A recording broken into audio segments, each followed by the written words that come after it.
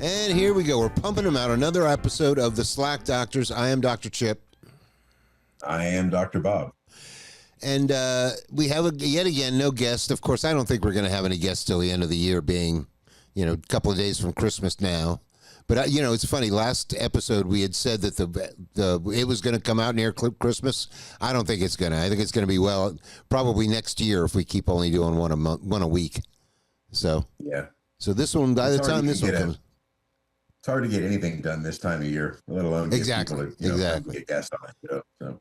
Exactly. So I don't think we'll have any more guests for the rest of the year until we'll see what happens. But do you have any kind of news nuggets?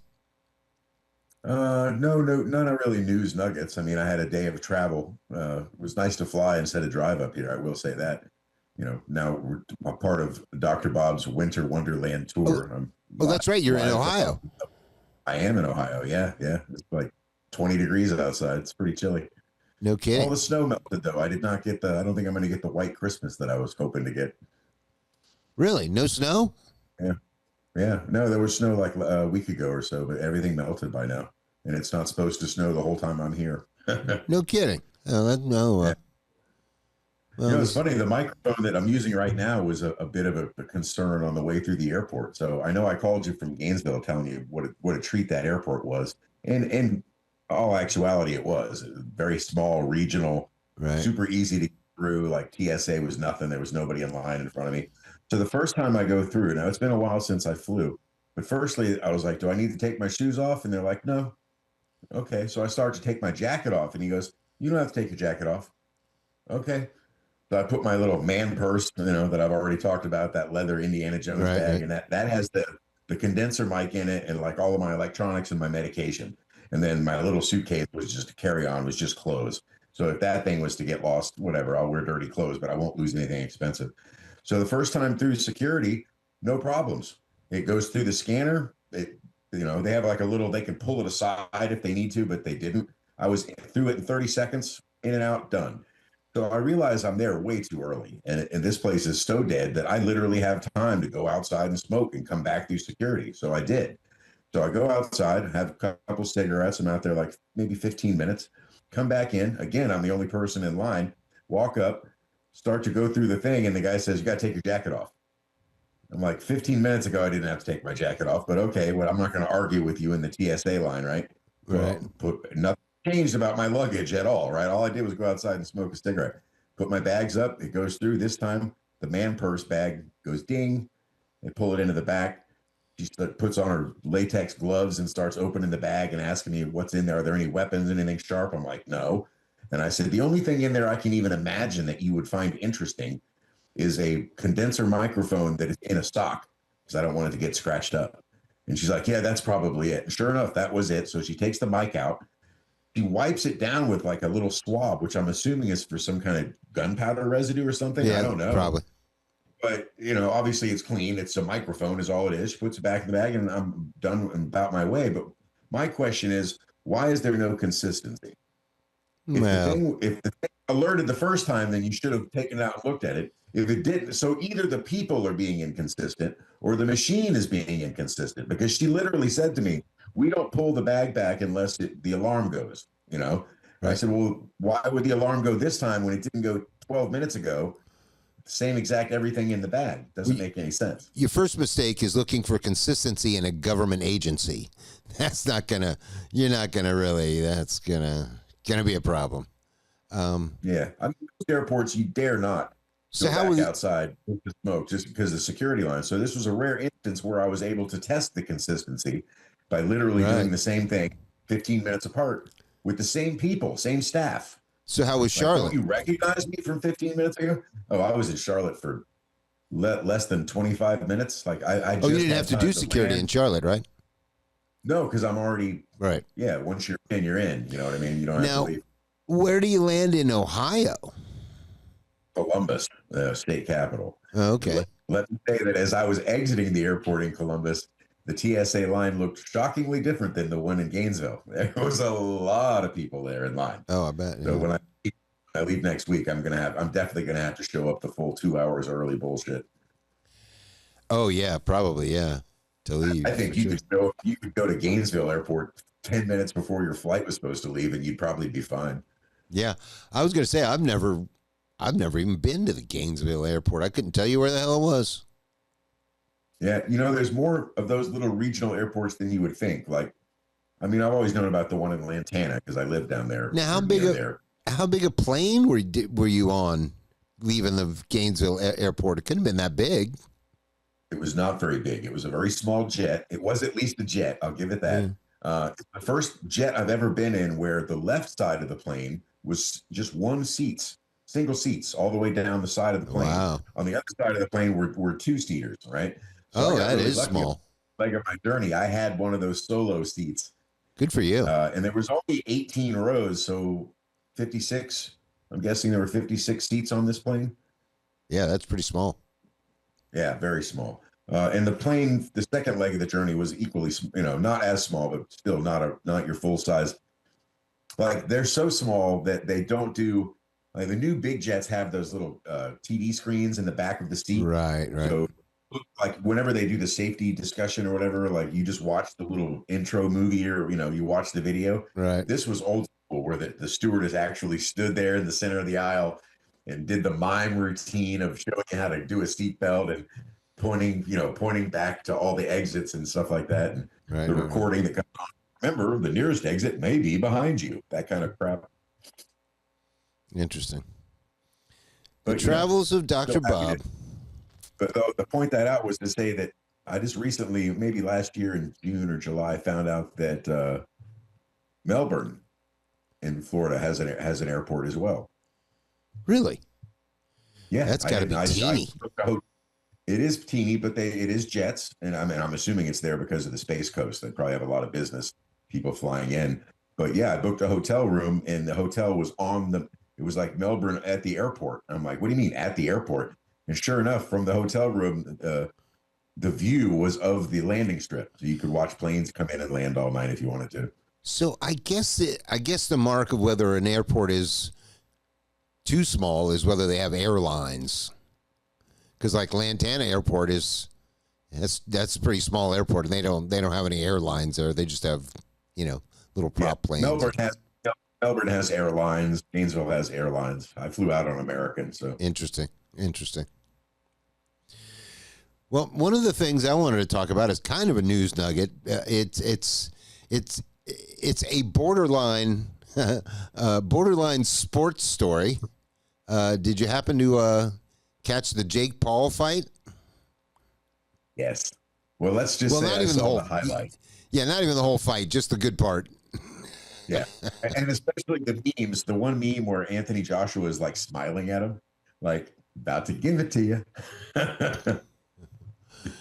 Dude, and I've also seen a meme that said that when Jake taunts him, when he does that facial taunt, that was supposedly the sign. That was supposed to be the sign to, okay, now you're supposed to throw the fight. And that the reason he grinned back at him was him saying, yeah, we're not doing that. Well, and that's the observation I was going to make is if you look at Jake Paul's face after he gets knocked down like that, he's got this look like, hey, you wasn't supposed to do that. Right. Right. Like, wait a minute, wait, that wasn't in the deal. Yeah. So, Mom, he hit me back. Yeah, right. So, I mean, my question is, was it an exhibition match? Was it booked that way? I mean, is all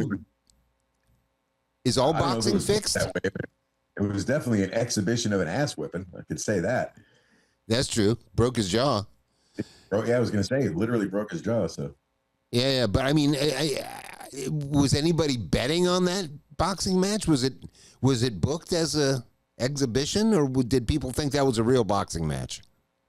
That I don't know. But to answer your previous question as to whether or not anyone was betting on it, I can almost assuredly say yes.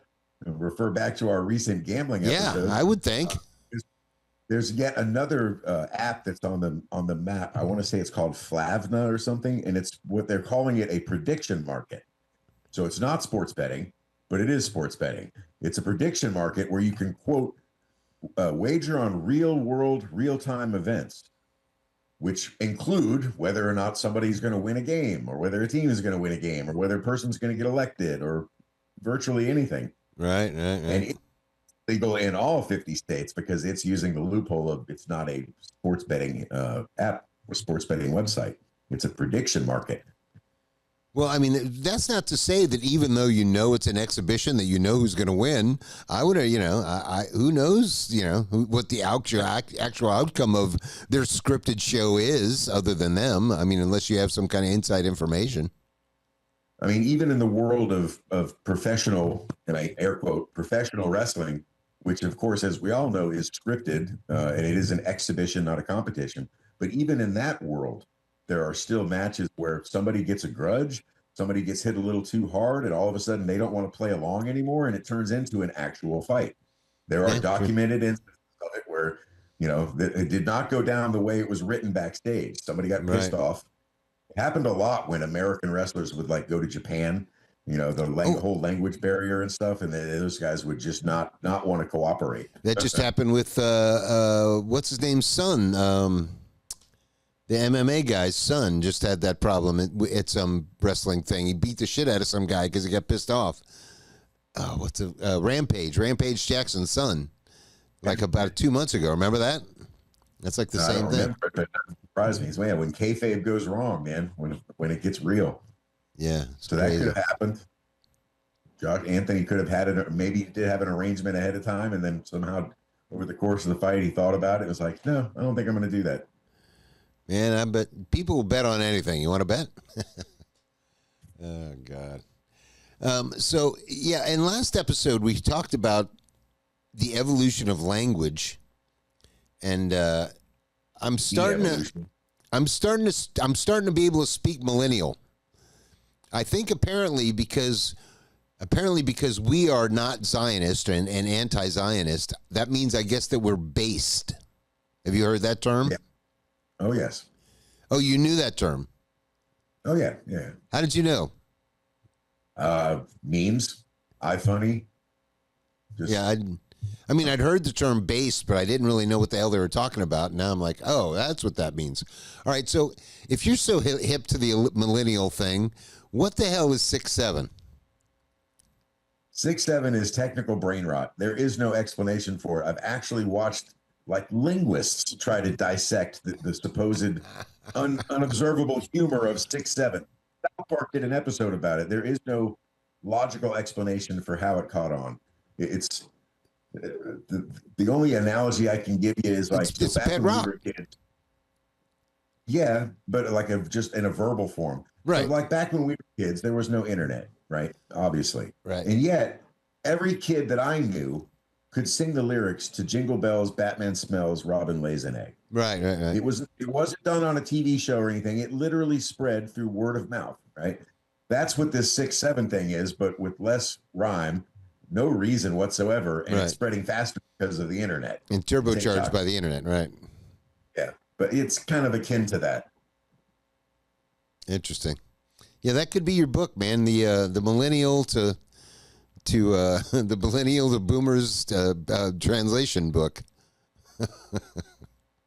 Before when we talked about it, I said some people are very against that, and they call it the bastardization of the English language. I fall firmly in that camp. I am somebody that will use 3 words when one would do. Well, now that you're speaking of the bastardization of the English language and 3 words, how about that wet-ass Christian? Right? Yeah. Oh, my He's an assassin, for sure, when it comes to making comments. God. I mean, whose idea was that? Yeah, I don't know. I tried to watch as much of that as I could. I eventually gave up and just started reading transcripts because it was far more easy to digest if I didn't have to listen to it. I mean, at what point? Some of the quotes she said when I was watching it, she almost affects this weird baby doll kind of speech, like yeah, Gabby poo, and I can't. I just yeah. Oh yeah. That, but I mean, forget about all that. Just the surface of it. Who in their right mind in this bizarro world we live in thinks that some black rapper chick that wrote a song called Wet Ass Pussy should be representing Christians? I don't get it. It does. It's bizarro world. Everything about it is bizarro world. the whole thing is bizarre. The whole Yeah. gung ho attitude and just this wild endorsement of Vance 2.5 years before it's all of it is just so strange. It's like and I'm kind of paraphrasing something that Tim Dillon said on one of his recent shows too, but like I've mourned pets that have affected me more than apparently her husband. I can't understand. And if you want to say it's strength of character or God's giving her the strength or whatever, then kudos to her and him, because I couldn't. I don't get it. I don't get it. Yeah. The whole WWE Energetic. Yes, it is very fireworks much like the WWE. glitter And here suits. comes Nicki Minaj with a chair. And here's my question: who the hell's raising their kids? She ain't got time to do it. Who the hell's raising their kids? I guess maybe her parents, her and Charlie, the grandpas and grandmas, maybe. But she sure as hell can't be doing it. Oh, this is so crazy. And yeah, and suppose a lot of people are pointing out the fact that Charlie Kirk was one of those guys that preached about the woman should stay home and take care of the kids. That's not what we're getting. That's not what we're seeing. Yeah, that whole thing is just so crazy. And then, of course, you get Ben Shapiro come out there. And basically, I mean, did you see about? Oh, you see the new rift between Ben Shapiro and Megyn Kelly? No. Oh yes, this is a good one, because I guess basically Megyn Kelly invented Ben Shapiro. She used to let him come on her show when he was like a nobody. They showed a clip actually of like this, and he apparently threw her under the bus at this event, saying that she shouldn't have platformed Tucker. Shouldn't be talking to these people or whatever. And she's like, hey, who appointed you in charge of the conservative movement? She's like, you're not even, and a lot of people pointed that out. Dave Smith pointed that out. Tucker is like, this guy, he's just like a nobody. He doesn't, compared to Candace and Tucker and Dave Smith and people like that, he's got nobody watching him.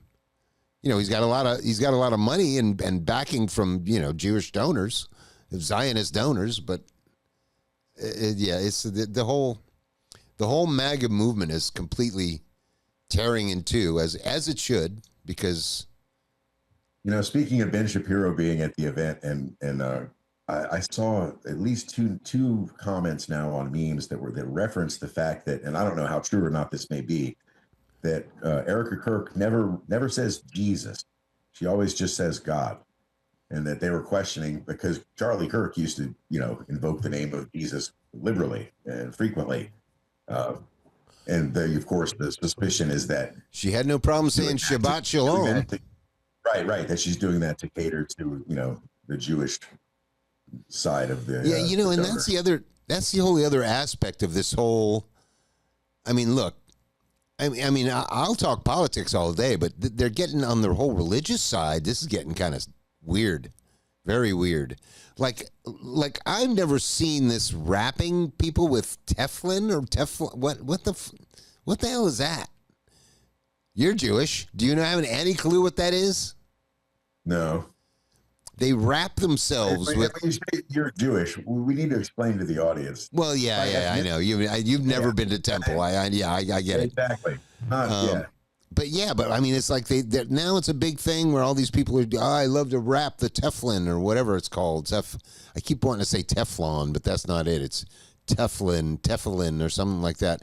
And they take this stuff that looks like electrical tape, and they wrap it all around their arm and their body and their head, and it's like some wacko freaking voodoo cult shit from being Jewish or something. I don't know. It's weird, but yeah, the whole rise of like this political religious fascism, like, if you don't believe, like, it's not, there's got to be separation, church and state, separate. It's totally different conversation. Well, look, they can talk about separation of church and state all they like, but no atheist has ever been elected to any significant position of authority in this country ever, nor is it likely that they will be. Right. So before I forget, a Jewish president and a Catholic president long before. Oh, there it is. Right.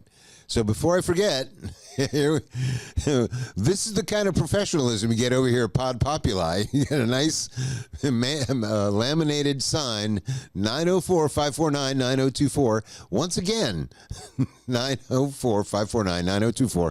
Please call and tell us your comments on anything we've been talking about. Tell us what wrapping Teflon or whatever the hell that stuff, what the heck that means.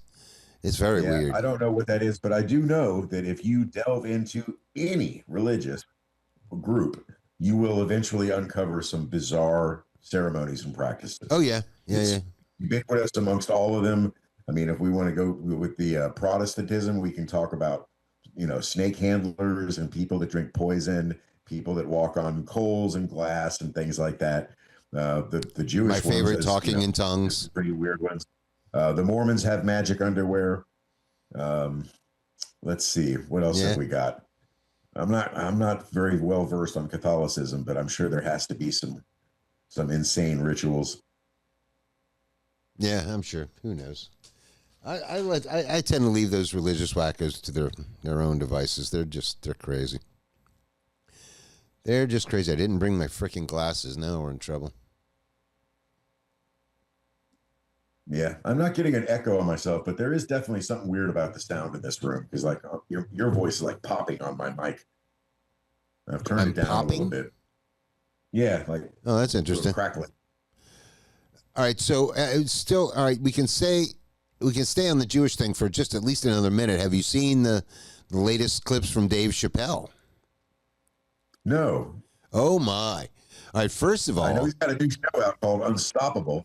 First of all, he lambasted Bill Mayer. He's like, look, I've known this thing, N-word for a long time. He needs to shut the hell up, which is true because he's an idiot. He was actually, he had that Anna, what's her name, from the Young Turks on his on one of his podcasts, and she could have argued her points a lot better. I was sitting there going, no, tell him this, but she did pretty well. But Mayer's an idiot when it comes to Israel and Gaza. So. But anyway, Dave Chappelle called him out. But then he also did this bit, which is kind of hilarious. And I would like to echo that I believe I feel the same way. He goes, look, I kind of fucked up. I gotten so popular that, I'm not going to be able to say it the same way he does it. He did it so brilliantly. But he's basically saying he got so popular that there are people trying to co-opt his movement or his words or stuff that he says, and he says that he needs to work out a code word so that everybody will know if they've got to him, and they're controlling what he says or something, and he goes, that code word will be, I support Israel, and he drops the mic and he walks off the stage. Yeah, that was pretty brutal. Was that part of his special, or is that just? I don't know. It was just a little clip. It looked like it could be. If it is, I got a feeling it's the end. His closing bit. Yeah. Yeah, I'd love to see the special to see if that's it, but I assume that's got to be in there. But yeah. So when did his special come out? I didn't hear anything about that. It's on Netflix. Maybe it hasn't even released yet. I don't know. Okay, you may be right. Story stuff. Speaking of events, did you know that Pod Populi has a Pod Palooza every year?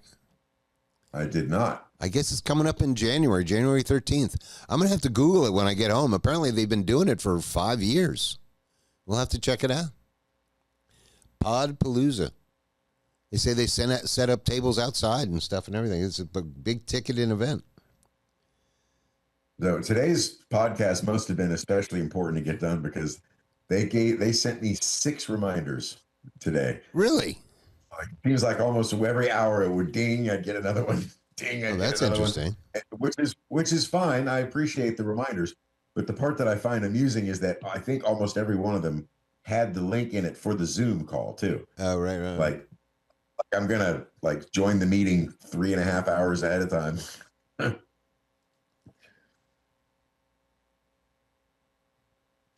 Yeah, I'm pretty much out of. The only other thing I had to talk about is, have you ever watched the Hitler speeches where we were watching Hitler speaking, but they've translated it to English? I've seen part of one. Well, dude, if you watch a lot of them, He sounds a lot like Trump. But you know who he actually sounds almost exactly like? Nick Fuentes. I mean, Yeah, you've brought up this parallel before. yeah, I mean, and that's the problem. You got a guy like Nick Fuentes, who, little guy like Hitler. You know, when Hitler wasn't in charge of anything, people were like, "Oh yeah, he's just talking. He's just some harmless little guy," you know. And until then, you get popular, and like Hitler, Nick Fuentes is saying all the right things. I mean, he's not wrong about the stuff he's saying. Much like Hitler, if you listen to Hitler's speeches, he's basically just saying the same shit as Trump. We're trying to make Germany great again. You know, he's not really, you know, saying stuff that would make people gasp and go, "Oh my God, he wants to kill Jews" or anything like that. He's just going, you know, let's bring back manufacturing. He's saying all the same shit. It's just so scary. It's like, yeah, the parallels are.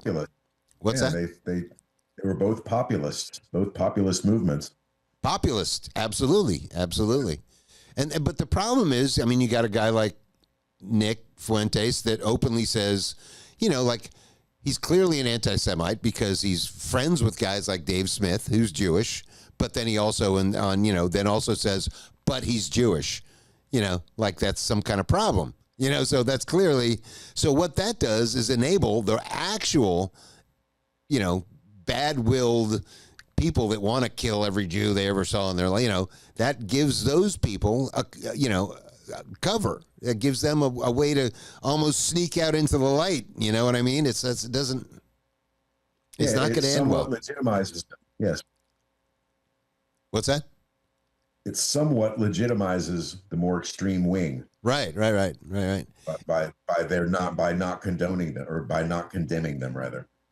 Well, you know, the same argument can be used and is often said about, you know, Islam, where it's, you know, when they're not all violent, but it seems that the vast majority of Muslims don't nearly come down hard enough, I would think, on the acts of violence that do get perpetrated.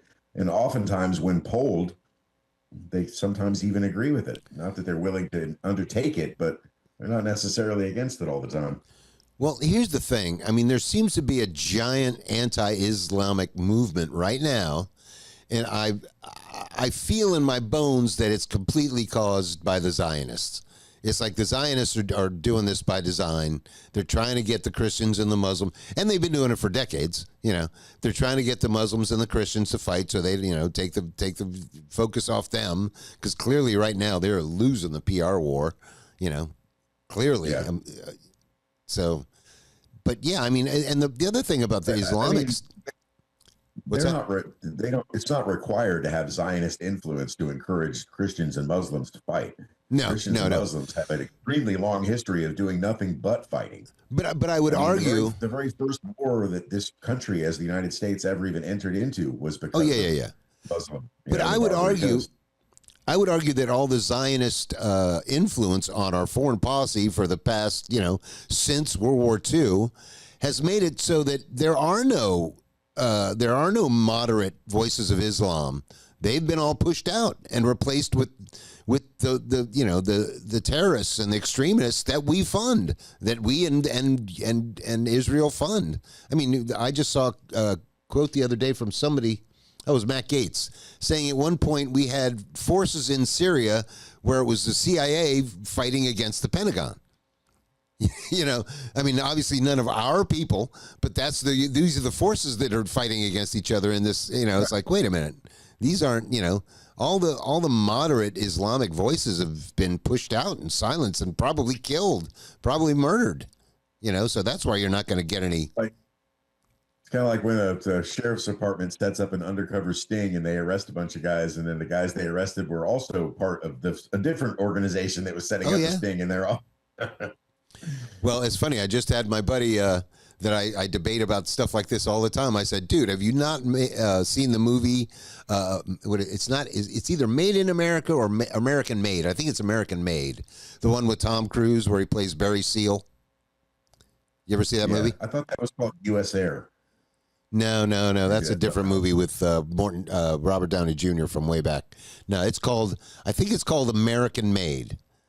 But anyway, that's the funniest scene where he's like in his hangar in the middle of the night, and all of a sudden some guy's busting the door, and they're like, DEA! And then the other door busts in, it's like FBI! And then the other door busts in, it's CIA! And there's all these guys pointing guns at each other, and Barry's just sitting in the middle going like, wait, guys, wait, you know?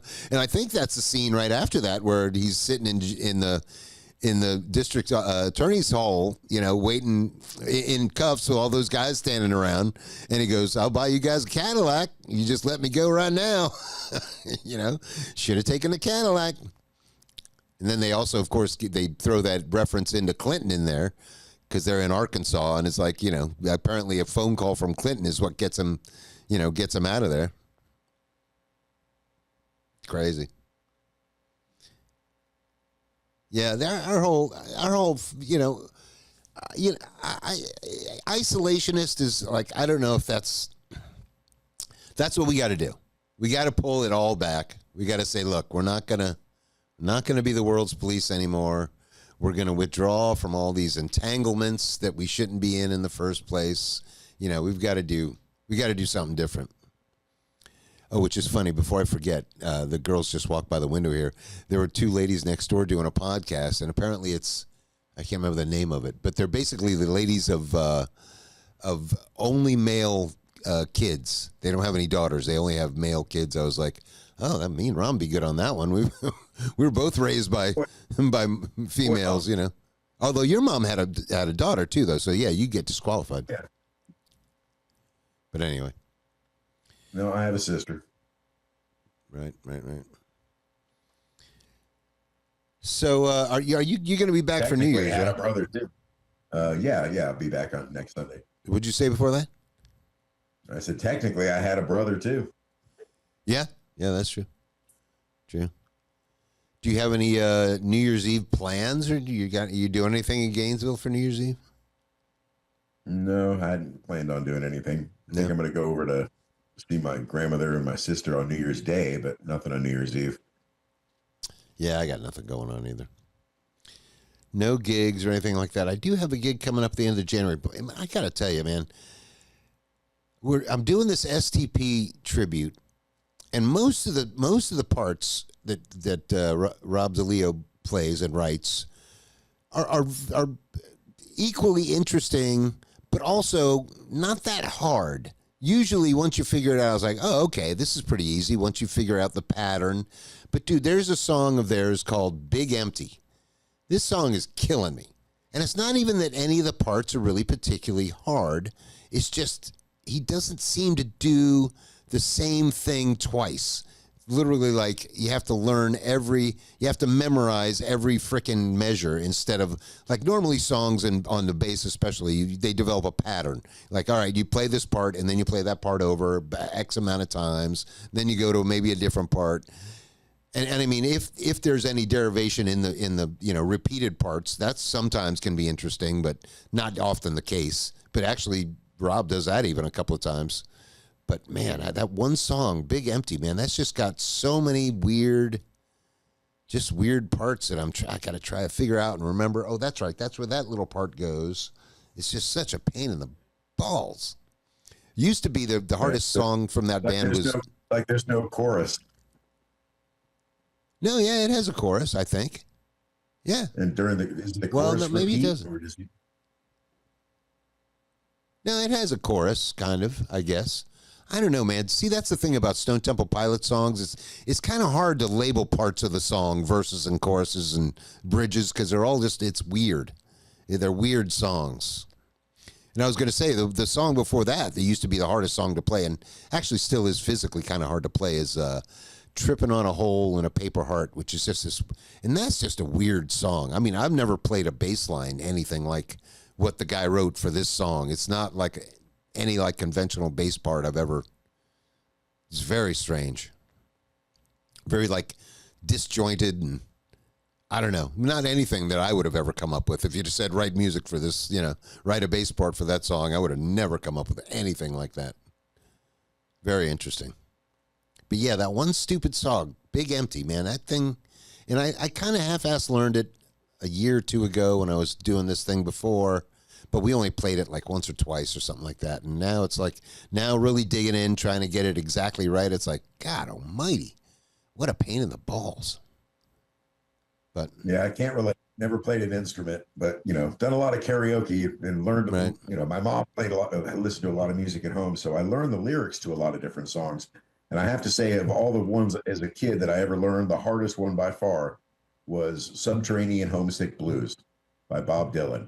And the reason being because there's a lot of words, there's no chorus, and every word is, you know what I mean? It basically just every Right. single verse is completely different.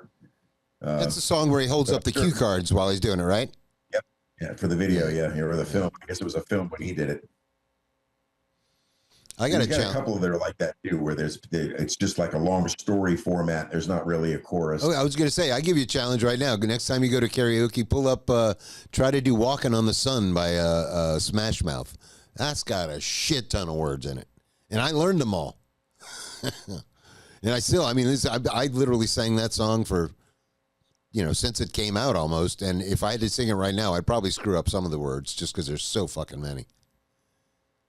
That, and what's the other, All Stars, not quite as bad, but Walking on the Sun, that song's got a lot of words. And the other thing is, if you get a drummer that plays it too fast, good luck spitting out all those words if they're trying to do it too fast. You're not going to be able to do it. I was just going to say, there's a song by Blues Traveler, Hook, that actually has a pretty rough little segment in it where he sings really, really fast too.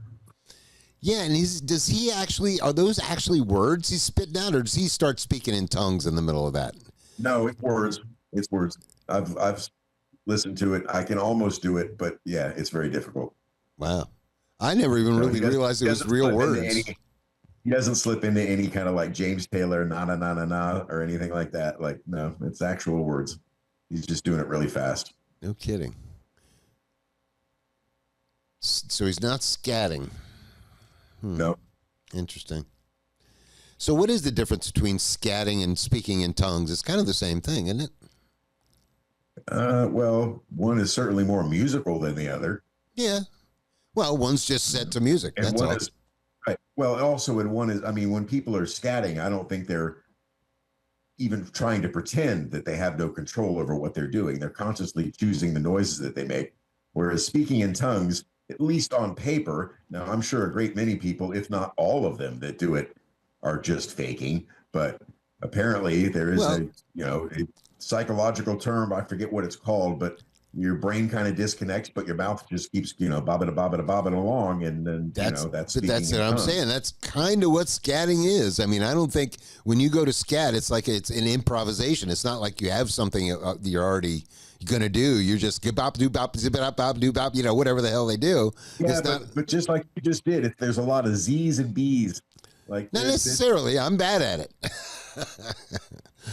No, a good scatter uses the whole thing. But that's another dying or lost art form. Speaking in tongues brings us all the way full circle back to the beginning, because like one of the best people I've seen ever do it on camera is that Kenneth Copeland guy, whose eyes remind me eerily of Erica Kirk. They both have the same exact Chucky eyes. There was another guy that was better than him. And start speaking in tongues. There was another guy that was younger than him that was just as crazy on the evangelical scene, and he would bust out mid sentence. He'd be just like talking and blah blah blah blah blah blah blah, like what the what? He would just praise him, and at the end every time it's praise God. What the? You know who Justin Roiland is? Have you ever heard that name? What's that? Justin Roiland. He's a voice actor. He was the star of Rick and Morty before he got I was going to say, it sounds familiar. Some sort of case against him, and they fired him or whatever. But there is a really good YouTube video of him playing around in character, and he calls.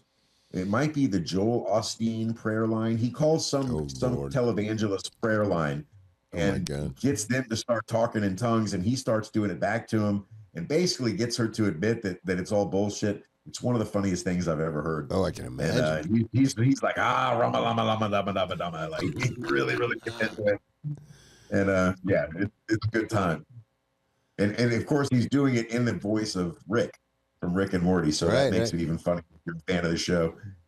Perfect. Oh, that would be hilarious. I'll have to look that up.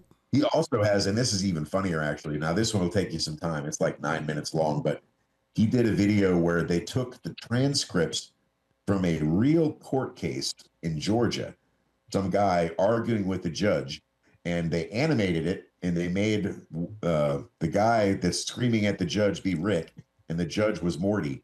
And he eventually starts laughing. It's better than almost anything they've ever written for the show. The things that this guy accuses, says his lawyer won't give him a fair trial because he wants him to blow him or something, and then he tells the judge he's got a big old donkey dick, and it's insane, fucking insane. Oh, that would be hilarious. Speaking of hilarious, we've got to get you down here because, see, we should have done like a Mystery Science Theater thing on that whole TPUSA event. We could sit there and just rip for hours on that. I mean, that'd be a 4 or 5 hour show right there. Just us watching that and, all right, stop. Having us make comments in the middle. That would be great. To that whole thing, I would have to do it, couldn't watch it live because I'd have to pause, take breaks. Well, I mean, it was a 2-day event. I mean, I guess how many hours a day did they do it each day? Like 4 or 5 hours? It had to be it was a long thing. Is it like a music festival? How could anything like this? No. It was just some TPUSA rally. They were pushing it for a couple of days because I had seen the lineup and there had about, God, I want to say like 30 people all together. Between 30, 40 people all spoke over those 2 days.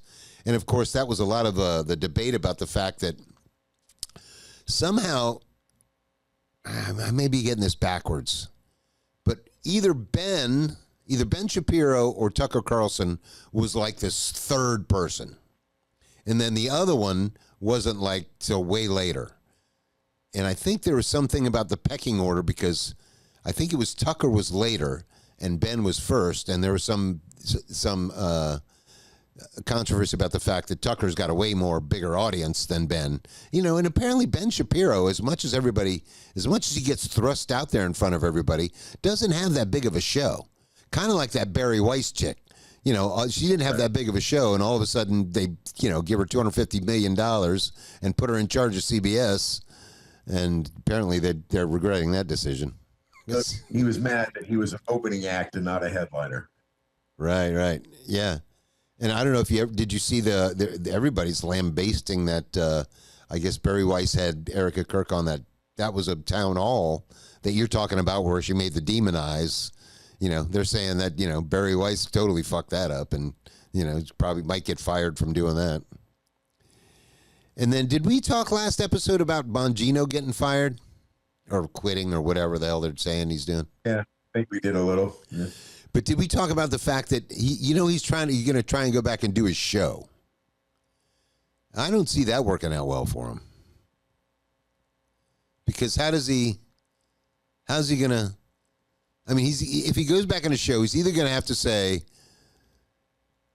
I was right before I got the job, and now I can't say anything about it because he can't really talk about it, or he's going to go back on his show and go, oh, yeah, no, I was completely wrong before. And nobody's going to believe that bullshit. So, I mean, nobody's going to watch either one of those. Right. I mean, what's he going to go back to? I don't get it. And then I don't know if I've told you that, but Cash is fired, right? No, but we both talked about this 2 or 3 shows ago that it was coming. Yeah, no, they've already appointed a co-director. Did I talk about that last time? No. No, they got a guy. They already appointed a co-director of the FBI, and the only reason Cash isn't fired yet is I guess the guy never worked in the FBI, and he's got to work 3 months before he can take over. So, Cash is around for about another 2.5 months, and then he'll be gone too. Yeah, those guys were only the best. Trump only picks the best. Only the best. They served their purpose. Well, I don't know. I mean, they were supposed to I don't know. I don't think they did Trump any favors. They certainly didn't quell any of the conspiracy theories. As a matter of fact, if anything, there's a shit ton more now. I don't think they did well at all. As a matter of fact, I think that's why they got fired. Is they just can't. They can't, they can't sell the lie. They're not good liar peddlers. I don't think anybody could have sold the lie. They were just brought in, and when I say they did their job is because they stood there, bore the brunt of public scrutiny. Yeah, true. Are basically being, now all eyes are on them as opposed to a little higher up the food chain, and then they just get dismissed. Probably still under threat of God knows what. Yeah. They're never going to utter anything. So yeah, I think they kind of if did what they were intended to do. Yeah, if their role was cannon fodder, they were great at that. Absolutely, you're right about that. But otherwise, they didn't. And the whole thing's just falling apart, man. The whole Israel thing. It's just you can just see the desperation in the posts and this whole TPUSA thing. Oh, did you see what Steve Bannon said? No. Oh my Lord, Steve Bannon got up there, and I think he was way towards the end, and he lambasted Ben Shapiro. He said, "Ben, you can't handle the truth." He used the fucking few good men line. He goes, "Ben Shapiro, you can't handle the truth." Yeah, the whole thing is just coming apart at the seams, dude. Which is good. It's about time. I'm glad to see it.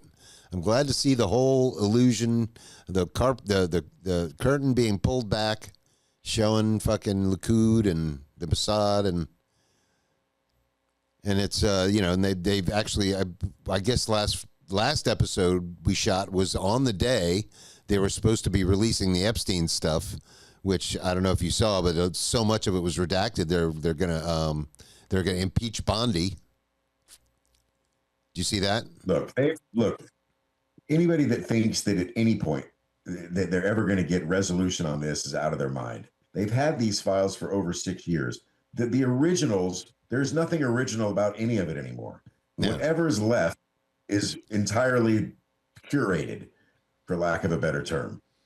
Even the stuff that's redacted, if those black boxes magically went away, it's not going to make any difference. But there is still a bunch of damning stuff in there that's linking Epstein to like the Iran-Contra stuff and funding the Mujahideen and all those people, which basically means he probably financed 9/11. They haven't come out and said that yet, but it's all the same people. All the people that he's supposedly been moving around money for and giving money to, it's all the same people. They did do 9/11. So yeah, it's not looking good, man. It's not looking good. But I know, what's going to happen? What are they going to do? And did you see that weird? We talked about the weird Marion Adelson thing last episode, right? That's the problem with the Friday then Monday episodes. There's not enough time. I forget. We just talked about this 3 days ago. That's the only problem with, I don't know. We got to get off politics anyway. What else is going on? Holidays. Yeah. We talked about that last time. Yeah. Nobody gives a shit about those. Didn't you say you used to get sad during the holidays or something, didn't you? Yeah, I've never been a big fan of Christmas. Yeah, I've never been a big fan. But I remember there was a point where I did used to kind of get down in the dumpster in it for some reason. Not lately, though. I really just kind of like, whatever. But yeah, it used to bother me more, but the older I get, now I just pretty much ignore it.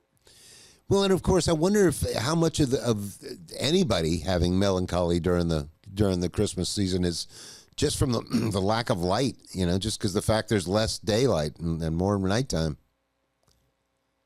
I guess that could conceivably make you depressed just by itself. Yeah, there's a seasonal something depressive disorder. The acronym is SAD, which of course is funny. SAD. I can't remember what the actual letters stand for, but it's basically what you're stating. And it's the further north or south you go from the equator, the more prevalent it gets.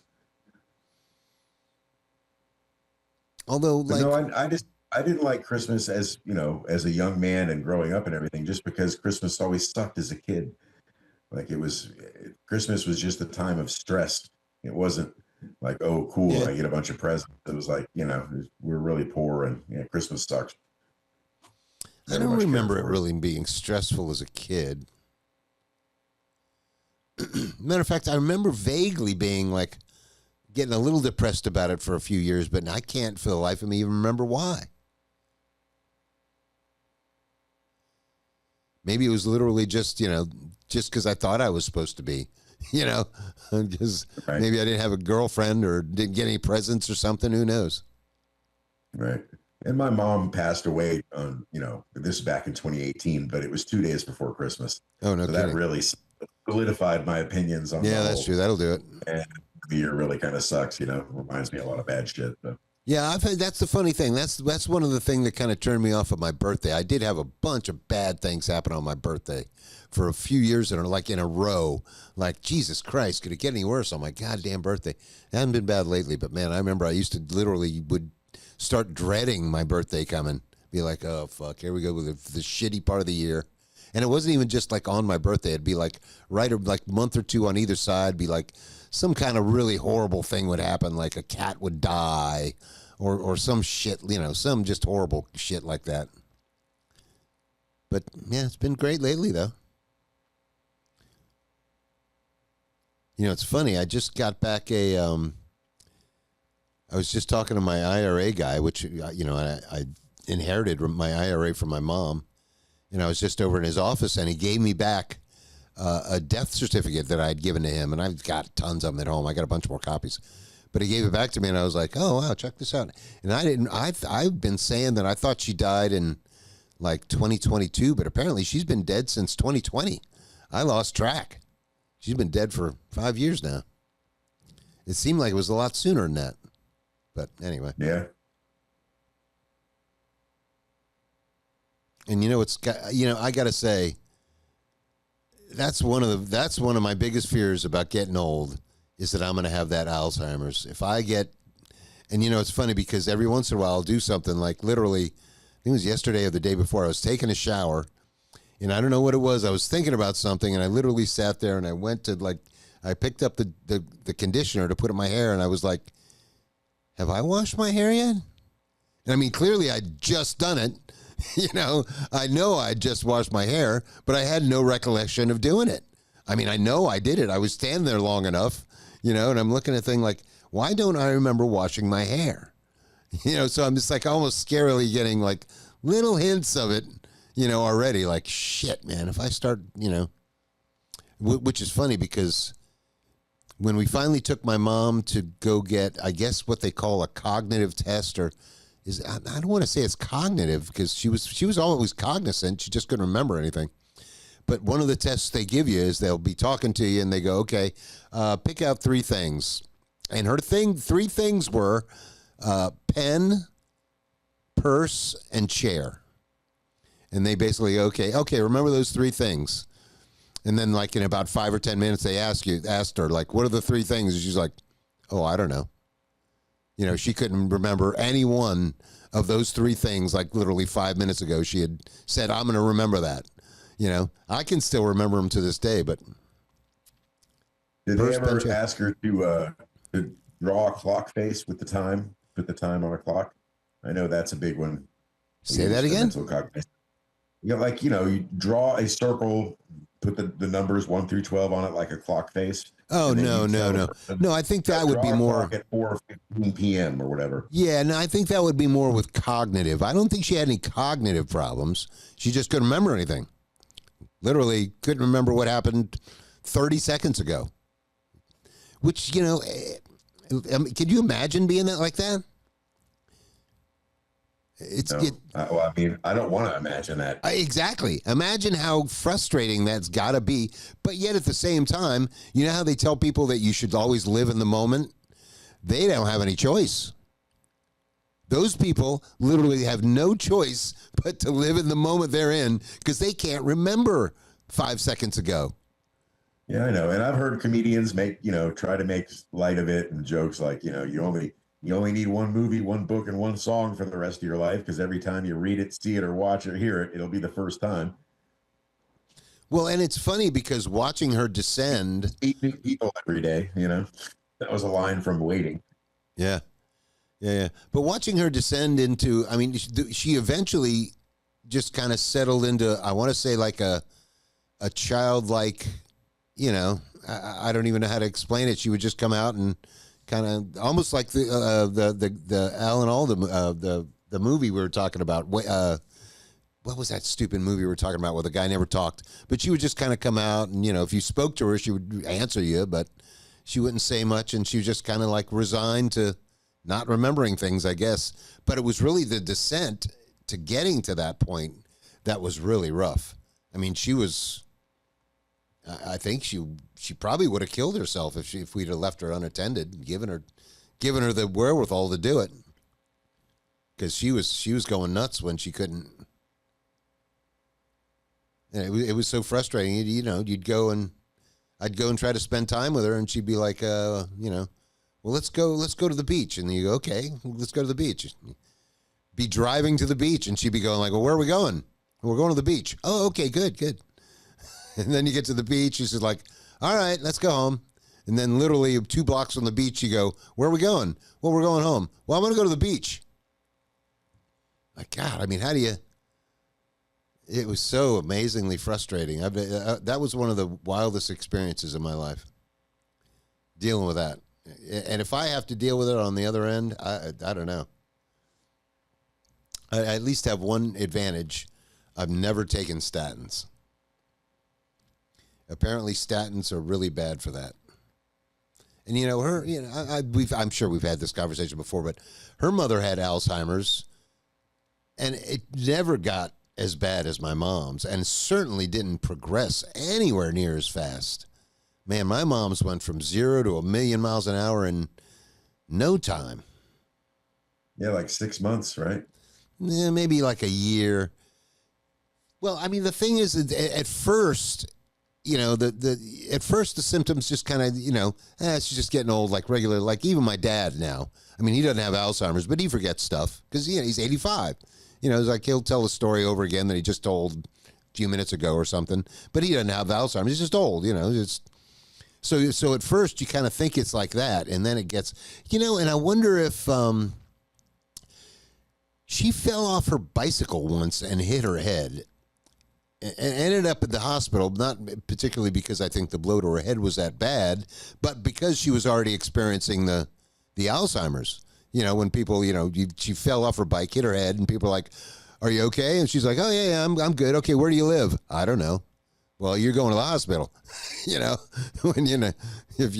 so, but I wonder if that blow to her head had anything to do with maybe speeding it up or something like that. But, I know what they say about the statins, and the statins apparently cholesterol is very important for your brain. Yeah. So I know CTEs over time can help lead and contribute to dementia. I've never heard about one incident like that having that big of a difference, but maybe if you're already in the process. Yeah, and I don't think she hit her head very hard. I mean, I think she scraped her forehead on the ground or something. But yeah, My sister one time, totally unrelated, but when you talk about hitting your head, she was a teenager. We were both teenagers at the time. And she was, probably 16 or 17. And she got drunk one night with her friends, right, tripped and fell and hit her face on the seawall. Oof. I have never, to this day, I've never seen a human being that I personally know with more black and like her whole head was just black and blue. She looked like she'd been hit in the head with a baseball bat. Oh, astonishing. And it lasted for, days and days and days. Maybe a whole week. Her whole head was like purple. Yeah, I can't believe she didn't like knock herself out or anything. Just hit it. Yeah, well, that's what I was going to say. The hardest blow I think I ever took to the head that almost knocked me out was this when I got this scar right here when that caught an elbow. Well, that's not true. Actually, I caught a knee once playing football that almost knocked me out. I remember maybe going out for a little flash knockout and going like, "Oh, okay, that one hurt."